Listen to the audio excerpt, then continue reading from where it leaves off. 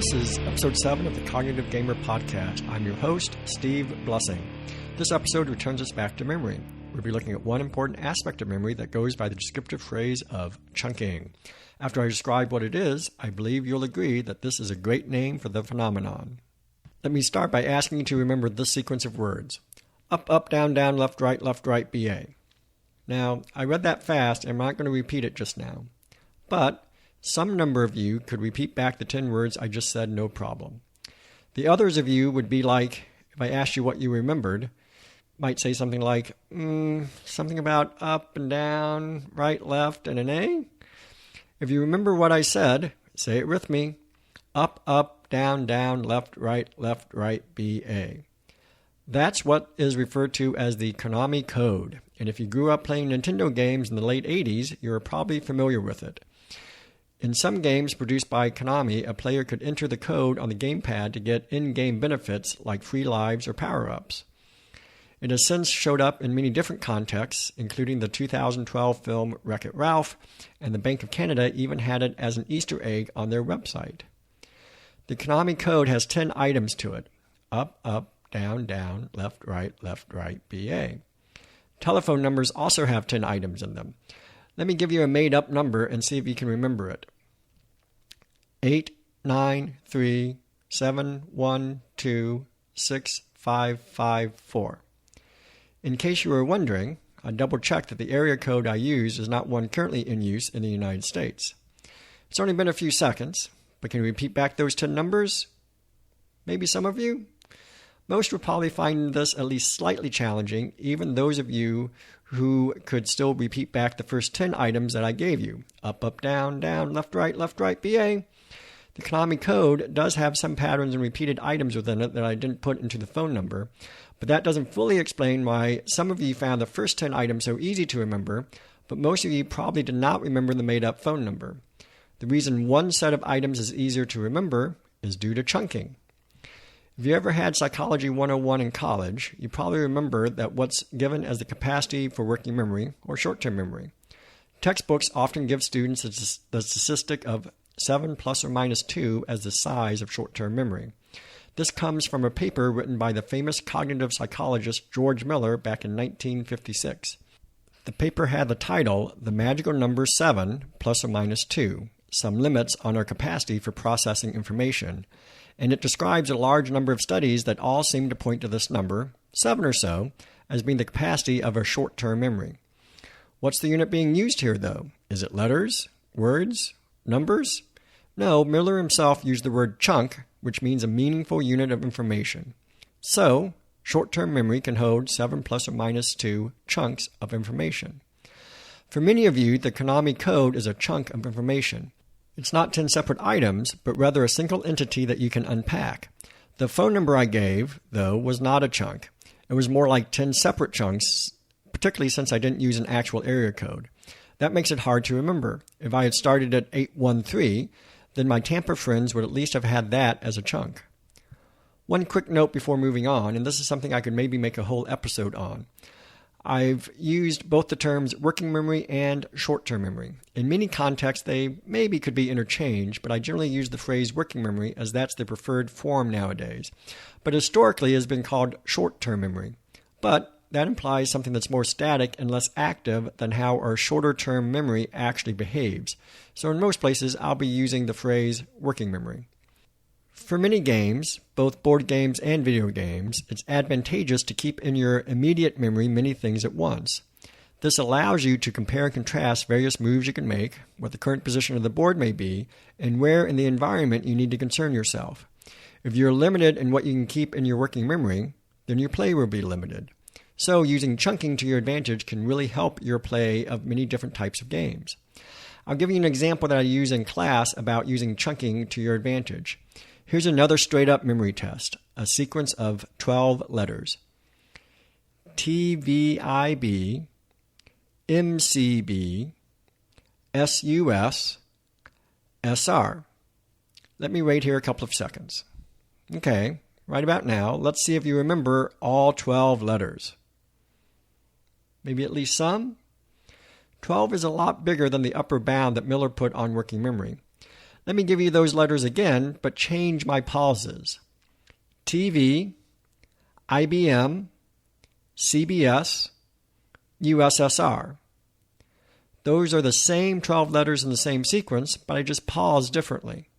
If you recognize the acronyms, you probably now have little trouble remembering the 12 letters because you're not remembering 12 chunks anymore, but are remembering 4 chunks. Those 4 acronyms of TV, IBM, CBS, and USSR. Of course, TVIB or MCB from the original list might be a familiar acronym to you, in which case you might not have had too much trouble with the way I read it the first time. Miller's initial estimate was that what you can hold in your immediate memory is 7 or so chunks. If anything, that's an overestimate. It's probably only more like 4 chunks of information. It's precious little. Just ask my wife when she has me go to the store. I know if it's over 3 items, I should be writing it down. Seriously, though, a lot of research points to the capacity of working memory as more like 4 items or chunks of information. Of course, there are individual differences with working memory, and some people are blessed with higher capacities than others. But on average, about 4 chunks of information can be stored. Let me tell you about one of my favorite studies to illustrate this point. And to make it even better for this podcast, the researchers used a board game to collect their data. William Chase and Herbert Simon used chess in a study of memory they did back in 1973. By the way, this is the same Herbert Simon who I talked about a couple of episodes ago with Satisficing. Chase and Simon had different people of different chess experience participate in their study. I'll just talk about the chess experts and how they performed versus the chess beginners. Chess is an interesting game to study for a number of reasons, but here is nice because there's an objective way to measure how good a player is in terms of their chess ranking. So the chess masters in their study had won enough games to achieve master status in official chess rankings. The beginner had just started out and had no official ranking. They did a number of observations that all had the same flavor. The general setup had the participants observe a chessboard that had a certain number of pieces on it. They looked at the board for only 5 seconds and then it was removed from view. After that time, they had a blank board in front of them that they would then reproduce the position of the pieces. Chase and Simon collected a lot of data with this basic setup, but let me share with you a basic finding that illustrates this notion of chunks. One of the initial types of boards the participants attempted to reproduce were middle game positions, where the board had 24 to 26 pieces on it. One of the clever things that Chase and Simon did was to have 2 different types of quote-unquote middle board positions.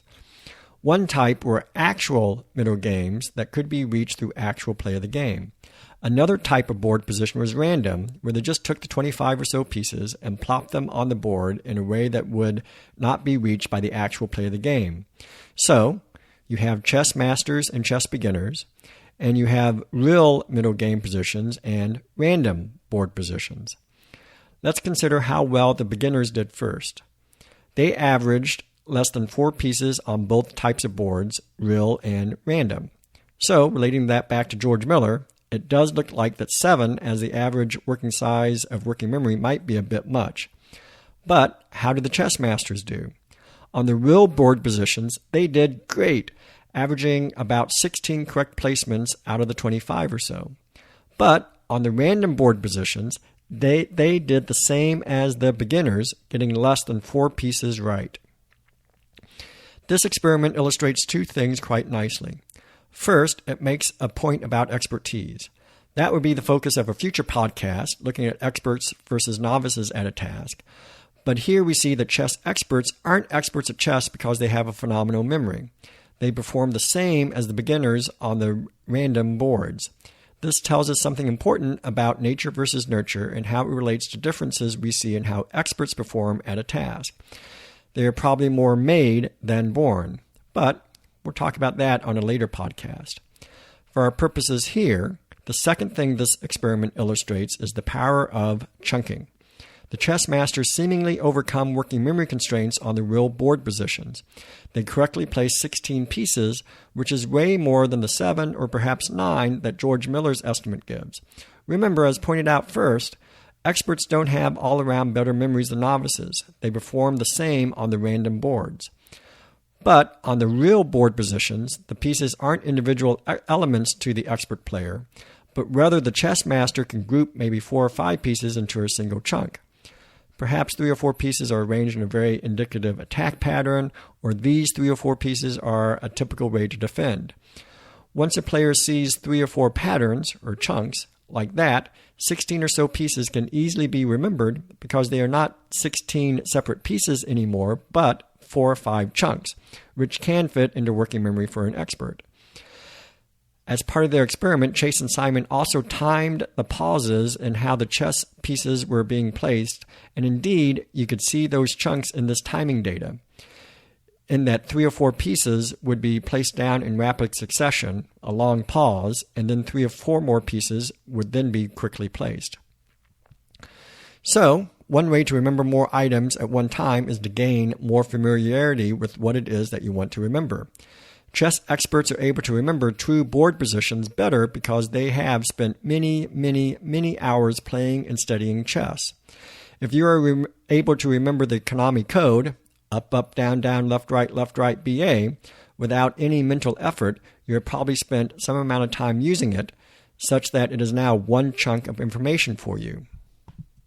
I imagine many games benefit from this chunking mechanism. Chess, as we've seen, but then games that have the same features as chess as well, with the obvious ones of checkers, Go, and probably backgammon. But the games don't have to be abstract, and chunking would enter into modern games as well. I know people who play word games like Scrabble and Boggle look for patterns within the letters, and that would be facilitated by chunking. Like many people, I was caught up in the plastic guitar craze of Rock Band and Guitar Hero a number of years ago, and there's definitely chunking in music as a general skill outside of games, but also within those sorts of games as well. Certain sequences of notes are pleasing to the ear and allow for transitions between one phrase of music to the next, so those sequences of notes become chunks. I would like to end this podcast with a short discussion of how these chunks come to be. At a very high level, the answer is experience with the domain. But let me tell you about another interesting study done by William Chase, this time with his colleague Anders Ericsson. This study examined how experience within a domain changes both working memory and long-term memory, all to allow the individual to increase memory size.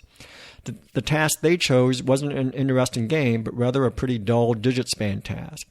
A digit span task is the most basic memory test where you give a person a list of random numbers and see if they can repeat them back. The longest the list of numbers they can successfully repeat back, that's the participant's digit span. Not surprisingly, given George Miller's finding, most people have a digit span someplace between 7 and 8. Now then, Chase and Ericsson had a small number of participants practice their digit spans. They made a bit of a game out of it.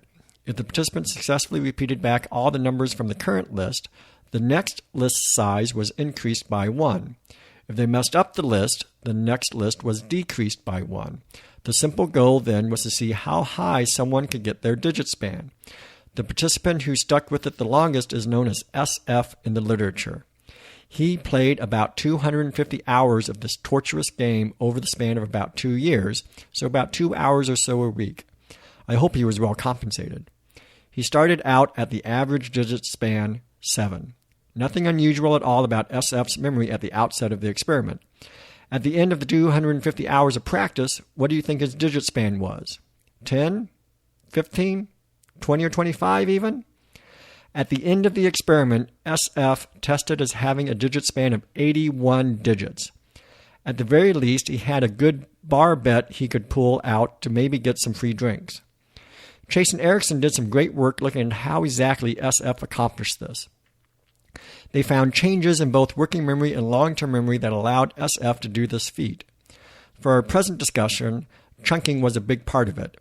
SF was an avid runner, and what he did was to associate the numbers coming in with running times, using that as a way to naturally chunk the digits.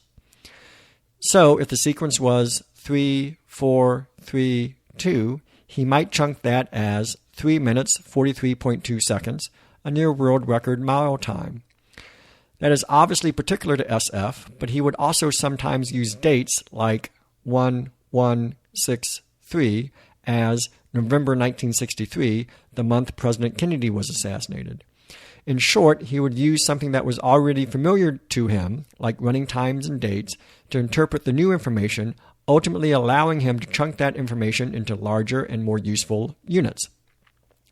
This is a simple form of analogy, a topic we will talk about in a later podcast. For now, let me just say that analogy is a very common process that we all do a lot. How many times have you described a game that you're about to show or teach someone as being like this other game that they're already familiar with? Oh, King Domino. It's like Dominoes meets Carcassonne. Ah, everybody's gone to the rapture. It's like Gone Home. It's a useful shorthand that allows people to begin interpreting the new game through the lens of the old game, which in part allowed you to chunk the experience into bigger, more memorable pieces. In case you are interested, I also mentioned that Chase and Erickson found changes in their participants' long-term memory as well. If you do the math, I said that SF topped out at a digit span of 81 numbers. Each chunk he would encode had 4 or 5 digits in it.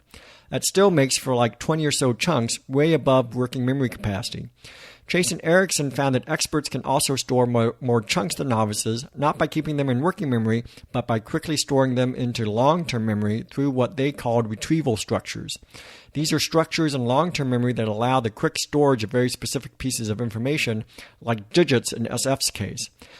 Experts within any task have these retrieval structures that allow them to store specific information, like the status and location of opponents in Dota or Overwatch, or the state of the board in Scythe or Risk.